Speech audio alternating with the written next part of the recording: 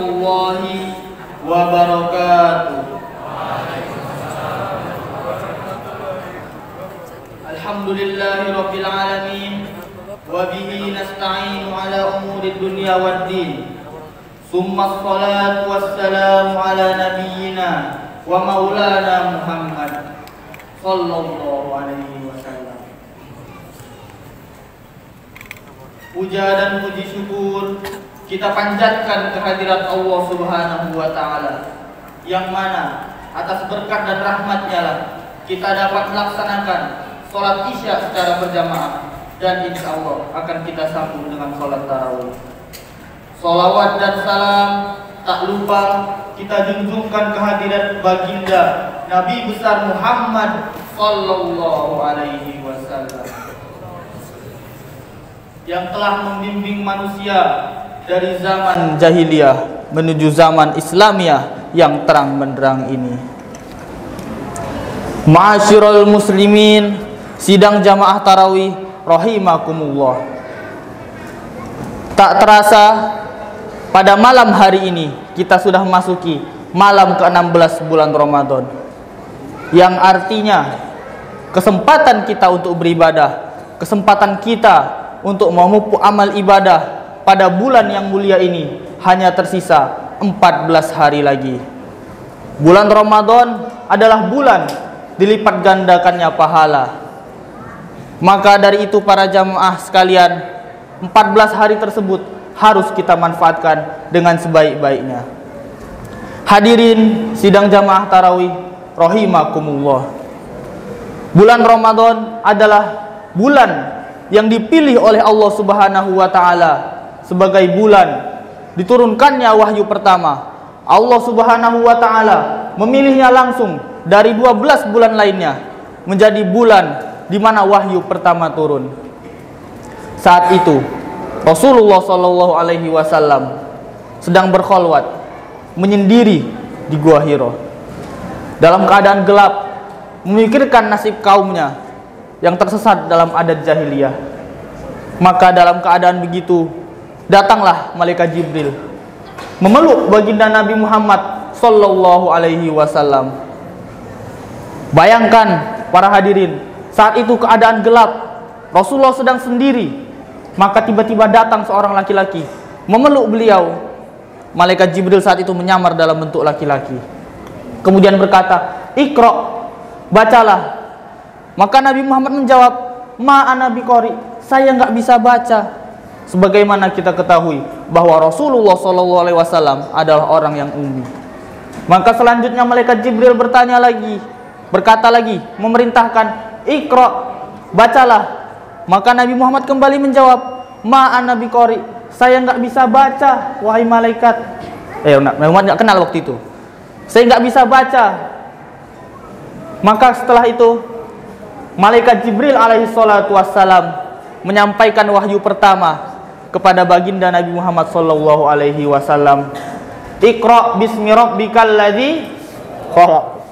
Khalaqal insana min Iqra wa rabbukal akram allazi 'allama bil qalam 'allamal insana ma lam ya'lam."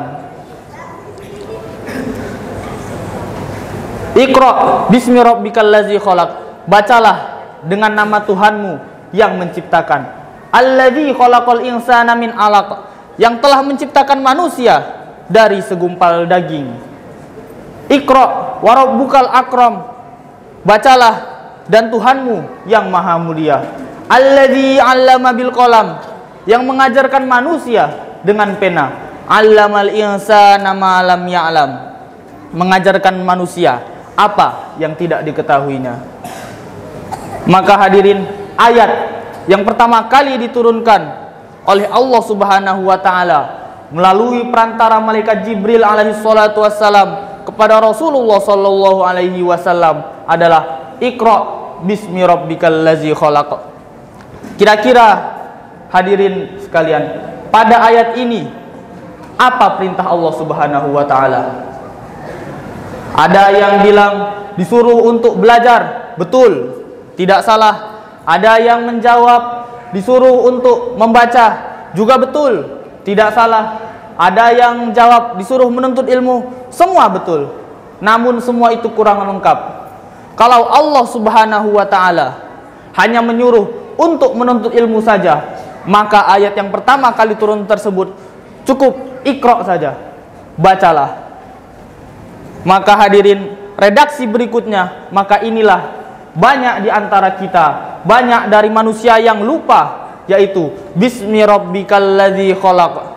Maka para hadirin, ilmu apapun yang kita tuntut, mau ilmu dunia, mau ilmu agama, ilmu apapun itu yang kita cari, maka semuanya dasarnya harus bismi rabbik, dengan nama Tuhanmu. Apabila ilmu itu bukan karena Allah Subhanahu wa taala, maka itu adalah ilmu yang akan menjerumuskan kita pada perbuatan dosa.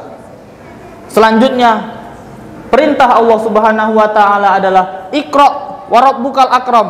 Maka setelah kita menuntut ilmu, kita sudah bismi rabbikal ladzi khalaq dalam menuntut ilmu itu, maka selanjutnya Allah Subhanahu wa taala mengingatkan wa rabbukal akram, Tuhanmu yang Maha Pemurah.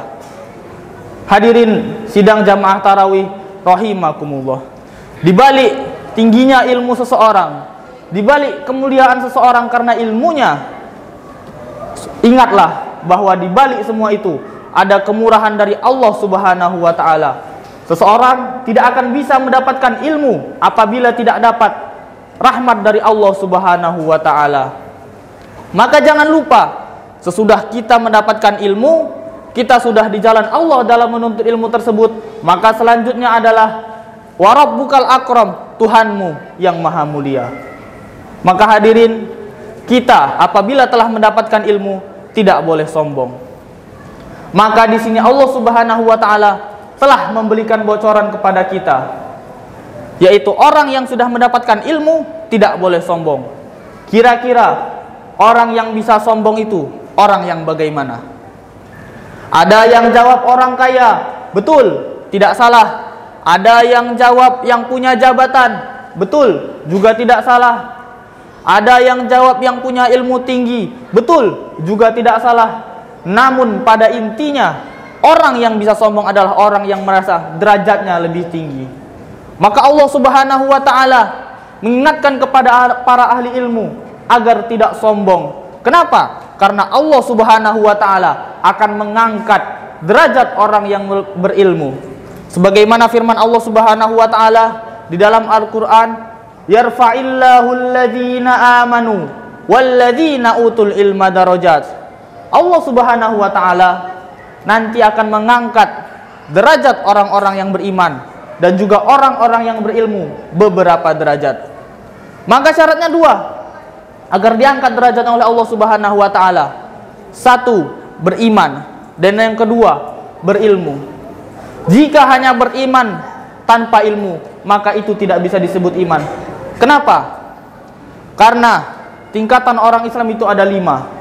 Yang pertama muslim, yaitu orang yang sempurna keislamannya, orang yang telah bersyahadat, telah sholat, telah zakat, telah berpuasa Ramadan, dan telah haji apabila mampu, maka ia disebut muslim.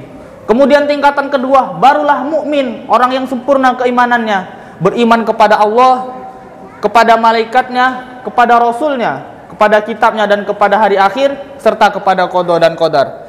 Maka orang itu disebut mukmin. Maka tidak sempurna keimanan seorang tanpa ilmu. Karena bagaimana dia bisa menjadi mukmin apabila keislamannya belum sempurna?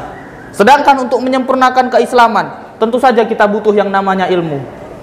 Syahadat, tentu saja butuh ilmu. Salat, apalagi zakat, tentu saja juga butuh ilmu, selain butuh harta. Maka dari itu para hadirin, kedua syarat tadi adalah syarat utama apabila seseorang ingin derajatnya ditinggikan oleh Allah Subhanahu wa taala, baik di dunia maupun di akhirat. Sabda Rasulullah sallallahu alaihi wasallam, "Wa man aradat dunya fa alaihi bil ilm." Barang siapa yang inginkan dunia, maka hendaklah ia menuntut ilmu. Wa man aradal akhirah fa alaihi bil ilm. Dan barang siapa yang menginginkan akhirat, maka hendaklah ia menuntut ilmu. Wa man aradahuma. Dan barang siapa yang menginginkan keduanya, fa'alaihi bil ilm, maka hendaklah dengan ilmu. Maka para hadirin, ilmu adalah syarat utama kita mendapatkan kebahagiaan di dunia maupun di akhirat.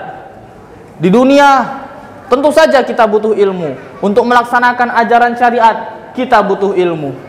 Untuk mendapatkan pekerjaan kita butuh ilmu. Pokoknya segala macam di dunia ini kita butuh ilmu. Sedangkan akhirat adalah timbal balik dari apa yang kita lakukan di dunia. Kita menanam di dunia dan kita memanennya kelak di akhirat. Maka bagaimana kita akan menanam amal-amal soleh kita apabila kita tidak punya benih-benihnya, yaitu berupa ilmu. Maka dua syarat tadilah yang akan mengangkat derajat seseorang sebagaimana janji Allah Subhanahu wa taala.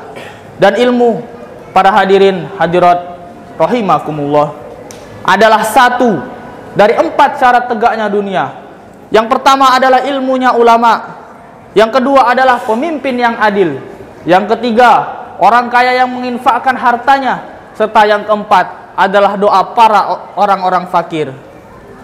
Maka para hadirin, apa jadinya apabila Allah Subhanahu wa taala telah mengangkat ilmu dari suatu masyarakat? Tentu masyarakat tersebut akan hancur. Rasulullah SAW telah mengingatkan 1400 tahun lalu, innallaha la yaqbidul ilma intiza'an yang tazi'uhu. Allah Subhanahu wa taala tidak mengangkat ilmu dengan mencabutnya dari dada manusia. Bukan dengan dalam satu malam tiba-tiba satu kampung lupa semua cara sholat. Bukan dengan dalam satu malam satu kampung tiba-tiba tidak bayar zakat karena tidak tahu caranya. Bukan.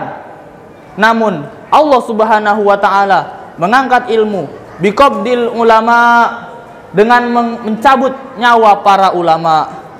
Para ulama dipanggil duluan oleh Allah Subhanahu wa taala dan tidak ada yang mewarisi mereka. Hatta idza la yabqa ahadun, sampai ketika para ulama tersebut sudah dicabut semua ruhnya oleh Allah Subhanahu wa taala dan tidak tersisa satu pun kecuali sedikit. Ittakhazan nasu ru'usan juhalan, maka sekelompok manusia, maka masyarakat tersebut akan mengangkat para pemimpin yang bodoh. Orang-orang yang tidak pantas dijadikan pemimpin, mereka angkat menjadi pemimpin, asalkan bisa memberikan uang, bisa memberikan pakaian dan sebagainya. Maka mereka angkat jadi pemimpin. Maka sudah pemimpin tersebut diangkat, maka apa yang terjadi? Fa'aftau bi ghairi ilm, maka para pemimpin tersebut akan berfatwa tanpa menggunakan ilmu. Fa'adillu wa adallu, maka para pemimpin tersebut sesat lagi menyesatkan. Maka para hadirin, apabila ilmu telah diangkat, maka telah hilang 2 dari 4 syarat tegaknya dunia. Ilmu ulama, ilmu sudah diangkat, ulama sudah meninggal. Adilun umara, pemimpin yang adil sudah tidak ada lagi karena manusia mengangkat pemimpin yang zalim. Maka yang tersisa hanyalah 2 unsur lagi yang membuat masyarakat dan dunia itu tegak, yaitu amwalul agniya dan du'aul fuqara. Hartanya orang kaya yang diinfakkan dan orang fakir yang senantiasa berdoa. Maka ketika sudah tidak ada lagi ilmu di masyarakat itu, tidak ada lagi pemimpin yang adil, maka selama masih ada orang kaya yang senantiasa menginfakkan hartanya di jalan Allah, selama masih ada orang fakir yang bangun di tengah malamnya berdoa untuk keselamatan umat ini, Allahumma inna nas'aluka salamatan fid din, dalam doanya ia berdoa. Setelah soal orang fakir tersebut berdoa, Allahumma gfir lil muslimina wal muslimat, ya Allah ampunilah dosa orang muslim dan orang muslimat. Maka insya Allah dunia akan dapat tegak. Maka di sini dapat kita lihat bahwa pentingnya ilmu. Apabila tanpa ilmu, maka dunia akan runtuh, akan kacau balau. Maka semua adalah bergantung pada ilmu. Apabila kumpulan manusia sudah tidak ada lagi ilmu di sana, maka agama tidak akan dipraktekkan. Apabila agama sudah tidak dipraktekkan, maka moral akan merosot. Ketika moral merosot, maka manusia akan mulai mengambil hak satu sama lain. Sebagaimana firman Allah Subhanahu wa taala, "Walladzina kafaru", dan adapun orang-orang kafir, yatamatta'u, mereka bersenang-senang, wa ya'kuluna kama ta'kulul an'am, dan mereka makan sebagaimana makannya para binatang. Mereka rakus akan dunia, mereka menghalalkan segala cara. Yang penting mereka punya harta, perut mereka kenyang sampai 7 turunan kalau bisa. Wan naru maswallahum, maka neraka adalah tempatnya mereka. Maka dari itu, hadirin hadirat rahimakumullah, kita tidak boleh putus dalam menuntut ilmu.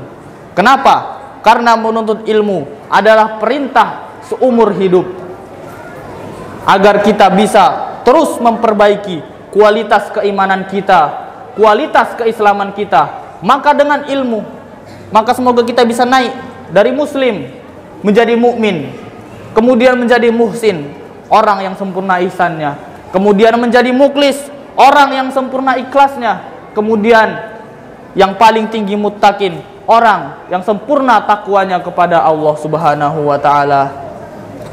Maka mari kita jadikan 14 hari sisa dari Ramadan ini sebagai sarana untuk menuntut ilmu. Kita ambil berkahnya Ramadan, kita ambil di mana Ramadan ini rahmat Allah juga turun. Maka semoga ilmu kita terus bertambah. Aqulu qauli hadza wastaghfirullah li wa lakum innahu huwal ghafurur rahim. Wassalamualaikum warahmatullahi wabarakatuh.